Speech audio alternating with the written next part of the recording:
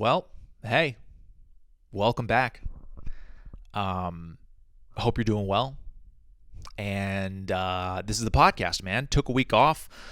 I'll get into why in a little while. Just want to do some tour dates. First, just wanted to let you guys know I will be doing a big LA show April 12th. That is not the Netflix show. The Netflix show is sold out. So this is a new show at Flappers, my home club, Friday, April 12th. Get tickets now if you're coming to that because I don't know how long tickets are going to last for that one. Then April 17th, Sacramento. And then April 18th, San Francisco. And then April 26th to the 27th, I'll be in Providence, Rhode Island. Can't wait for those shows. And then do a few more here. Portland, May 10th through the 11th. And then Seattle, May 31st to June 1st. Doing a lot of these weekends. Hopefully that's a little easier to commit to. Doing weekends, committing to buying tickets for a weekend as opposed to, my last tour of the Tuesday, Wednesday, Thursday type stuff. So hope to see you guys there. Gearing up for the tour, man. Working my ass off. Working on new material and getting the old material good. And if you come to the show, if you saw me last year, if you see me again this year, you'll see some jokes you've seen before, but I guarantee there'll always be new material in the show, including the crowd work, obviously. But I'm very cognizant of what set I do in each city, so I want to make sure you guys know that, when I come back, it'll always be at least half, hopefully at least half a different show. So yeah, just wanted to say that for anyone who's wondering. Excuse me. So all right, man. Well, let's just jump in. I gotta be honest, man. This is the first podcast that I'm actually nervous to do. Just because this is the first one that I'm talking about some kind of hard stuff, and I always come on here and I'm always very real with you guys, and I'm always very honest and authentic, and I'm not Captain Jokester on here always, but some tough stuff happened last week, so it's gonna be weird to talk about it. And to be honest, I don't really know how I was going to, because I want to kind of keep it real with you guys, and this is kind of like a journal for me of my journey in life and in comedy. So I kind of want to talk about things that are really happening in my life, with sparing any details that are too personal. But so basically what happened is we had to put our dog Snail down last week, and for those of you who didn't really know Snail, or she's a Boston Terrier. If you follow me on Instagram, I'm sure you've seen many videos or pictures I've posted. Snail was and I say our dog between Kaylee and I because she really became my dog. She was Kaylee had her since she was a puppy, and so, Kaylee and I have been dating for 3.5 years. And so basically ever since then, Snail has been a big part of my life, especially the last 6 months. She moved into her own place. She had roommates before that. And so now it was very much like me, her, and Snail. That was our unit, our family. We don't live together, but she lives down the street from me. So, I spent a ton of time at her place, and it's really felt like that's our family, me, her, and Snail, and Snail's effectively my dog. And I grew really close to her. She would sleep with us, every night, in between us, wake up with her. And, so that's why I kind of refer to her as my dog. I'm sure a lot of you have lost pets, so what it's like. It's just the worst. And I do kind of want to talk about what happened, just because I don't know. Again, this is my space to kind of be real with you guys about my life, and also where I was last week, why I didn't do a podcast, because I always want to stay consistent. So I was visiting my family up in the Bay for the weekend. I went there to watch the Oscars with my mom, which I'm going to touch on the Oscars at the end of the podcast, on Sunday. And then Kaylee was actually on a cruise with her mom. So we were kind of doing separate family time. And I was going to come back on Wednesday. And then Kaylee called me on Tuesday morning to basically let me know that Snail had a couple of seizures while she was being watched by Kaylee's best friend, Scarlett, who's a vet tech. Thank God. This was all very sudden. This was not something that has ever happened before.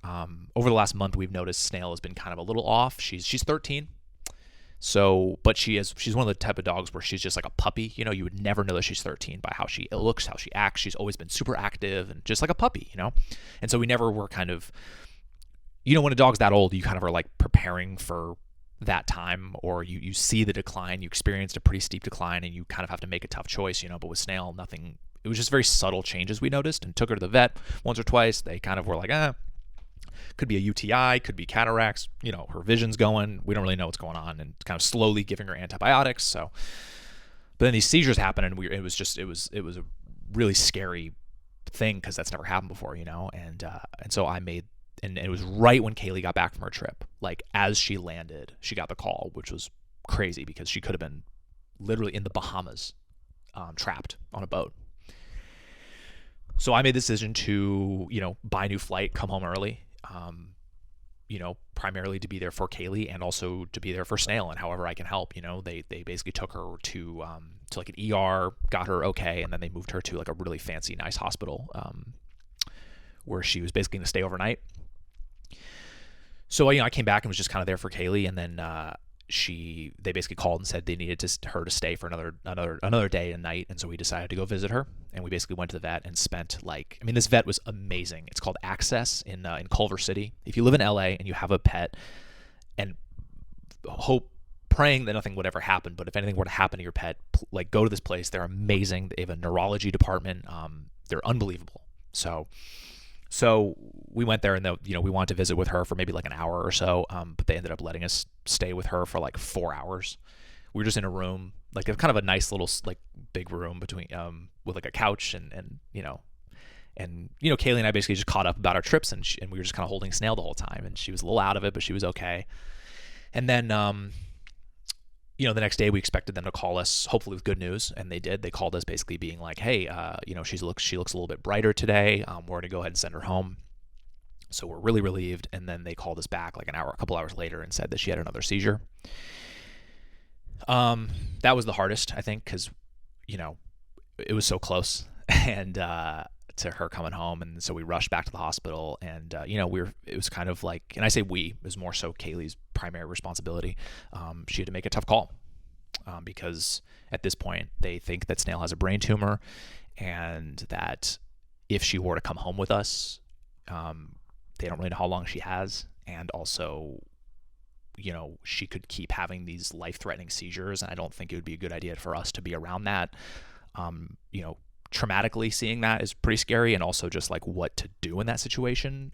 We're not experienced with that, and so Kaylee just made a tough choice that we were going to say goodbye to her that day. And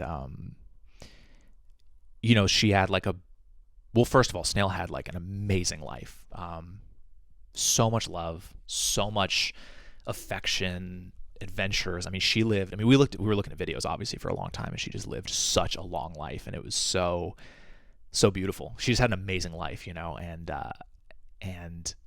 we had a really beautiful send off for her. It was fucking heartbreaking. But we were there the whole time. We didn't have to miss her. We were with her when she passed. And it was, I've personally never experienced something this hard. I'm surprised I'm keeping it together right now, to be honest. I wasn't sure how I was going to be during the podcast. But it was definitely it was the most upset I've ever been, I think, in my life. I don't think I've experienced loss of friends, loss of family members, but I've never experienced anything like this. Those first couple of days were truly awful, and it's the type of pain that really puts things in perspective, and I hope you guys haven't experienced something like that, but if you have, you know what I'm saying. When something like that happens, just every other stress and anxiety that you have just melts away. You're like, I don't care. Nothing matters, because of how awful that felt. Nothing will ever compare to that. Things will compare, but it's like nothing in my life that I'm stressing about currently with like my career or whatever would ever come close, not even close to what that felt, And so, yeah, so now we're just kind of, Kaylee's obviously, devastated. That was like her baby. And so we're just kind of slowly putting the pieces back together. There's a giant void in our hearts and our lives, especially because it was, it was like our family. It was me, her, and Snail. So, yeah. And I think also why the loss of a pet is so hard is because, when a human is gone, it's like we tend to have very complex relationships with another human being. There could be unresolved feelings. There could be a lot of conflict in the past, and it's a kind of a tough, there's a lot of layers to a human relationship. But with a dog, it's just unconditional love. And it's not only unconditional love, but it's also just they're there all the time. You're with them all the time. Every time we go to sleep, she's in between us. We wake up in the morning, she's there. And so I think you just feel the void so much more. I think that's why it can be so hard. And again, I'm sure a lot of you know what I'm talking about. So anyways, that's what happened. We're still trying to get through it. I'm doing the best I can to be there for her. I went back to doing shows a couple of days later, which was nice, a nice distraction from just the grief, and it felt good to get back at it. I definitely feel like I've kind of like a new lease on life a little bit of just, I feel like I'm just almost feeling happier and just like a better person just because of experiencing something so terrible. It just makes, I don't know, just makes everything, makes all the hard stuff a lot easier in life, So anyways, that's the story. I don't really know if that was too much to share. I don't know if that was appropriate to share, but that was the version of the story. I didn't really have anything written down about it. I kind of was just going to speak for what happened, and I'm sure I'll talk about it again at some point, just because it's definitely affected me a lot in the ways of kind of made me think differently about life a little bit. So I'll probably share more about that later, but just want to let you guys know what happened. Yeah, so rest in peace.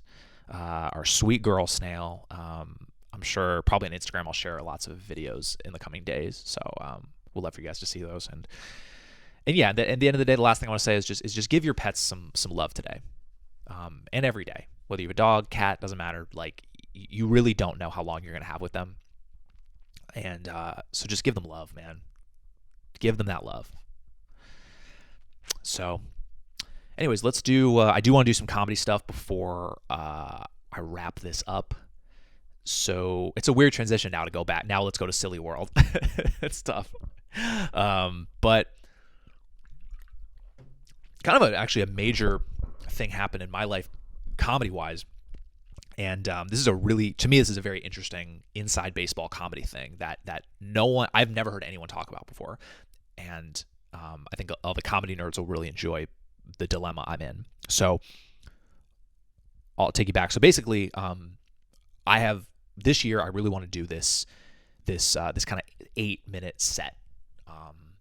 It's jokes I've been doing for a while. It's a set that I'm really proud of, and it's kind of just this perfect little set with a great ending. And I've been waiting for the right place to kind of record this and put this out. I ideally want to do it with Don't Tell Comedy because I think they have the biggest reach. I think they have the highest production value, and I also like the guys who work there. So I'm kind of just waiting for them to take me on, basically, because everyone wants to do one of those things, so it's a little hard.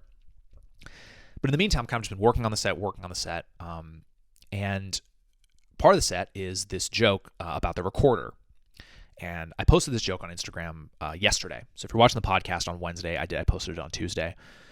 And I didn't want to post it. I never thought I'd be posting that joke. Let me take you even further back. Is when I was in San Jose. I did the San Jose Improv last year, and this photographer, Jim, shout out, he actually did the photo for the photo I used for the podcast. He took that at the San Jose Improv. Jim McCambridge, fantastic photographer. He told me after my show, he said, because I basically have this, he basically told me that he shot Dave Attell the same weekend at San Francisco, and Dave Attell has a whole thing about the recorder, and so do I. So he told me that, and I was like, okay. And he was like, it's fairly different, but he like pulls out a recorder and starts playing it. Like, it's very much a thing of the set. And it's a big part of my set too. My joke about it is like 3 minutes long. I have a callback to it. It's a big part of my act. And he told me about that. And so on the drive home, I was kind of trying to figure out, we drove home from LA to San Jose. So I had a long time to think about it, trying to figure out what to do now, because, and this is a year ago. And I didn't want people to think that, I stole the joke from him. So I was like, what do I do now? Do I need to put this material out there? Do I need to, should I film this set? I don't know if I was ready at the time. Now I'm like, let's film the set. I can do it tomorrow, which thank God I haven't done it before because the set has gotten so much better since then. But again, I was kind of stuck of like, what do I do? And I think it was not only he was filming for Dave Attell, he was also filming his special, right? That's what made it. I forgot to mention that detail. That makes it a little more heightened. The stakes are higher, right? And then I kind of just forgot about it and also never heard anything. The special had never come out. I was kind of like, did I dodge a bullet? Am I good now? I kind of just kept doing the joke, kept doing my thing. And until about, literally a year later, I was at the point now where I'm like, let's film the set. I'm waiting for the go ahead. Let's do it. And then I see something on Reddit that says that Dave Attell is putting out a 30-minute Netflix special, and it's called Hot Cross Buns, which if you've seen the joke that I do now on Instagram, the punchline is that. One of the punchlines is that. So basically saw that, and I was like, fuck. Now I have to do something.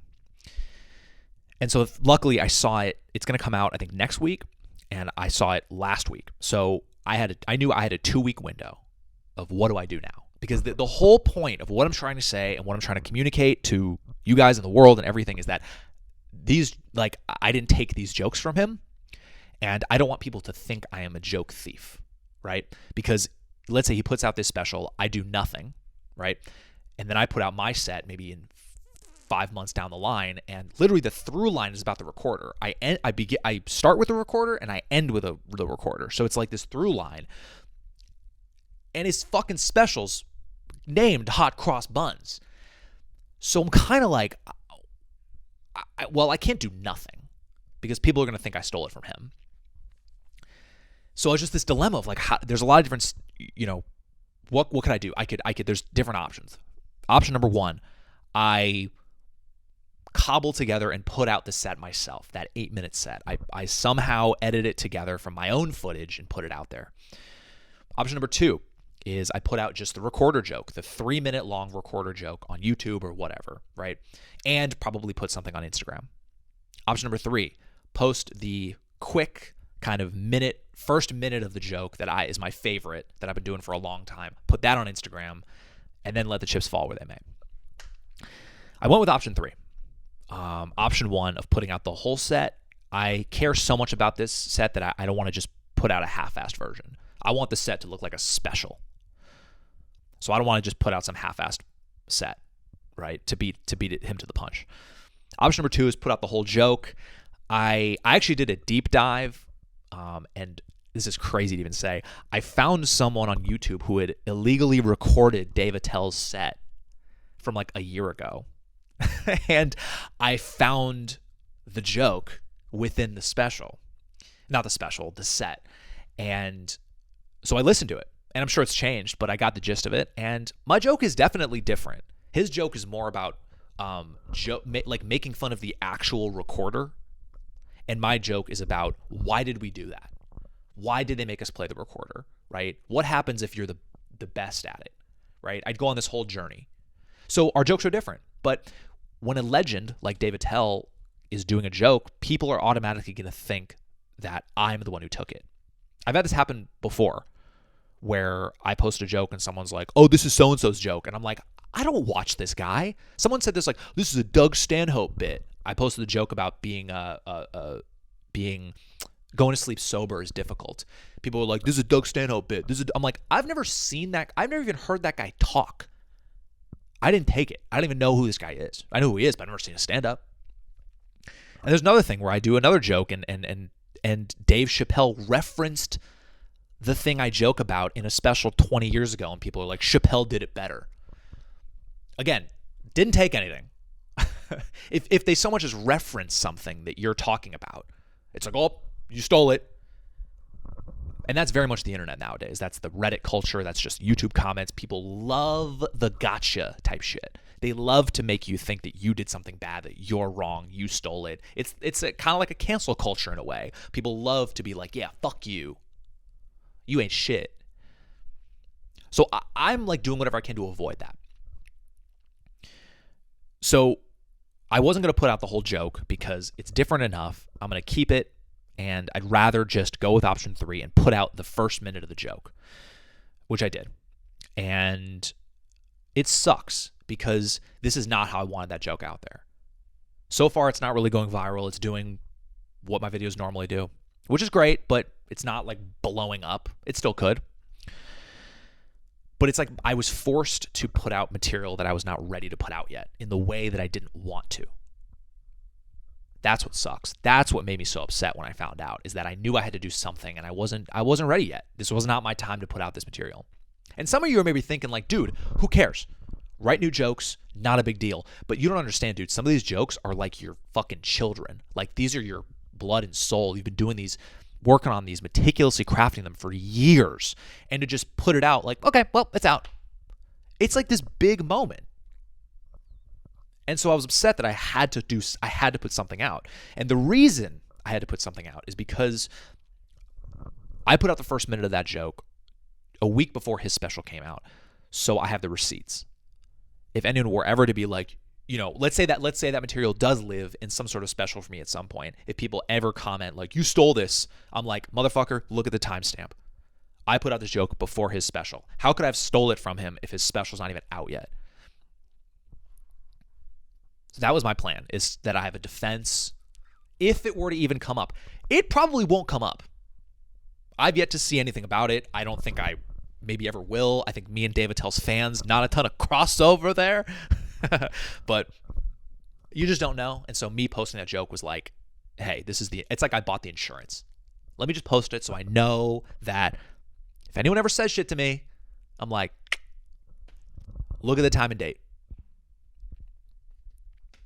So what would be cool though, if you like the joke and you saw the joke, is to just share it, because I would love it to go as viral as it can, because it's one of my favorite jokes. I've been doing it for a long time. It was at one point it was like one of my strongest jokes.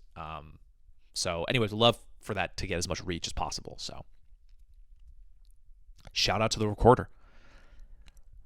We'll see what happens. His special comes out next week. If any other updates happen, I'll let you guys know. But so far, that's the story. And I want to touch on the Oscars real quick.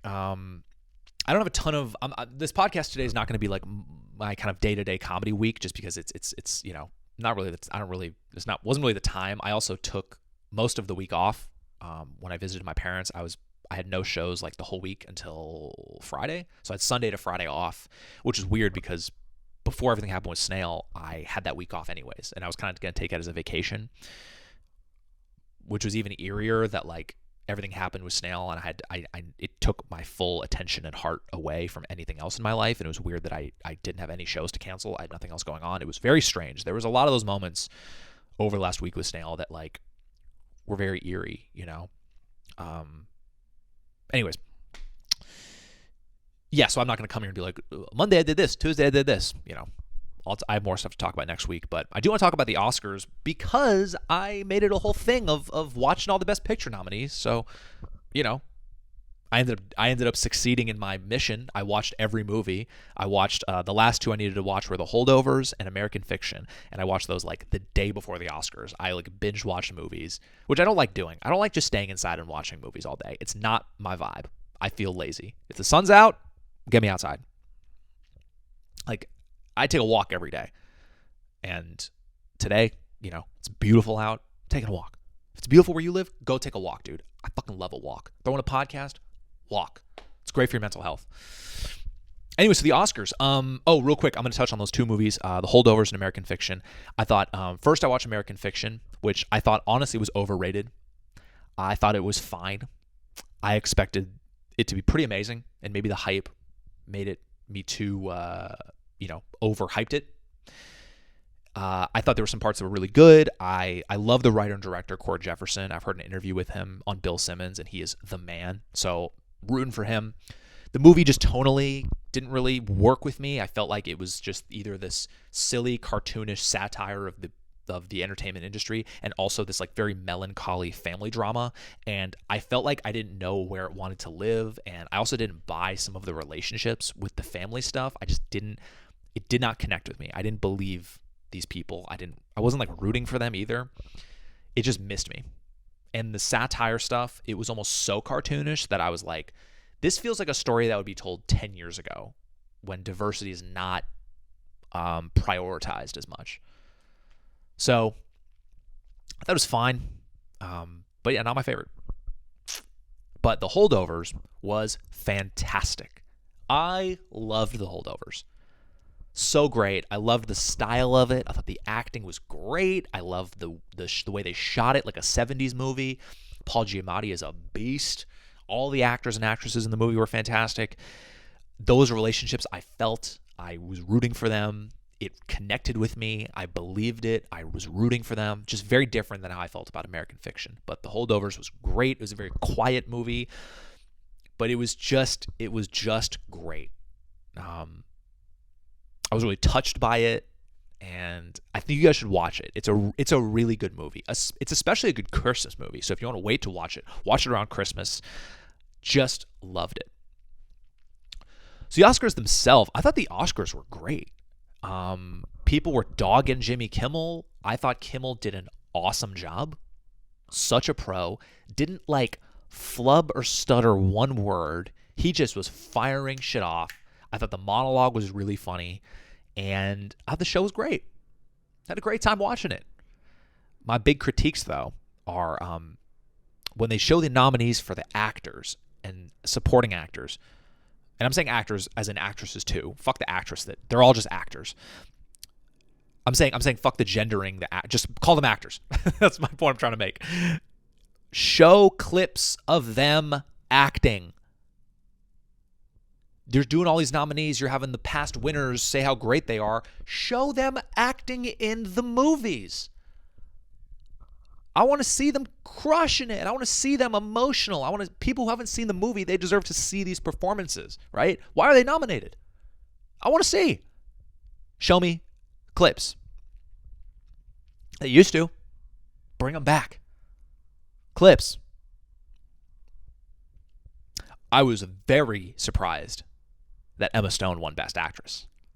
I think everyone thought Lily Gladstone was going to win for Killers of the Flower Moon, and she was great. To me, though, Emma Stone way more deserved it. To me, Emma Stone, that was a better job of acting. She did more with the part. She sacrificed more. She, gave everything to the part and transformed. You really didn't think it was her the whole time, right? And look, Lily Gladstone rocked too, but it was a different type of performance. She was very stoic. She didn't say much, and that was what the character called for. But if we're talking, and she was dope. But if we're talking Best Actress, Best Performance, it's Emma Stone. I love Poor Things. Done. And when she won, she also was like, what? She couldn't believe she won. That was the biggest upset. Very surprising. But she gave a great speech. I mean, she's dope. Hard not to like Emma Stone. She fucking rocks, And and then Oppenheimer won everything, which is expected, and it's fine. Oppenheimer was not my favorite movie of the year. I thought it was just too long. The pacing was too intense. I think we all liked Oppenheimer, but not my favorite movie of the year. Those are my Oscar thoughts. If you're going to watch any movies, though, of the Best Pictures, I would watch Poor Things, The Holdovers, and Anatomy of a Fall. And Past Lives, too. Those are my 4 favorite movies of the year. Are those. I would watch those 4. If you haven't seen any of them, watch those. For sure, see Poor Things. That movie rocks. And Past Lives, too. If you're going to pick 2, maybe watch those 2. Past Lives is beautiful. And, dude, Kaylee and I are going to go see Dune Part 2 tonight. Ooh. I was not planning on giving a fuck about Dune. That's a funny sentence to say. I wasn't planning on giving a fuck, but I do now because the reviews are amazing. So, I gotta see what the hype's about. I liked Dune Part 1, but I watched it like on my laptop in a hotel room on the road after shows, and it took me like 3 tries to get through it. So, didn't really hit the same. I'm looking forward to seeing it in the theaters and locking in. Full report coming next week. Maybe go see Dune also. With me. Not with me, but also separately. to yourself, wherever you live. And we can I'll recap it next week. That'd be fun. And that's the podcast this week. That's all I really wanted to talk about. I really appreciate you guys being here and listening. It feels nice to talk about stuff, the good and the bad. Just it's nice to have this outlet to just be myself with. And I know I've said that before, but it's just it's nice that people are actually tuning in. Albeit it's kind of like an indie cult following at this point, but dude, fuck it. I really appreciate y'all, for real. And if you haven't subscribed yet, I would really appreciate you subscribing and rating and reviewing on like Spotify and iTunes. I think that really helps. And give it a thumbs up, comment.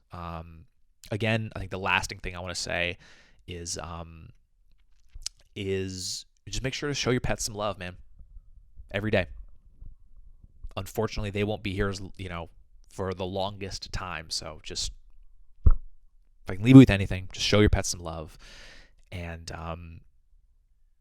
also come see me on tour, like I said, Los Angeles, Sacramento, San Francisco, Providence, Portland, Seattle. So excited for these shows. Can't wait to get back out there. I've never been better at stand-up. I'm at the top of my game right now. I'm so fired up to get out there. Anyways, I will see you guys next week. I don't plan on taking any more weeks off. So I will see you guys next week. Have a great rest of the week. And yeah, I'll talk to you later.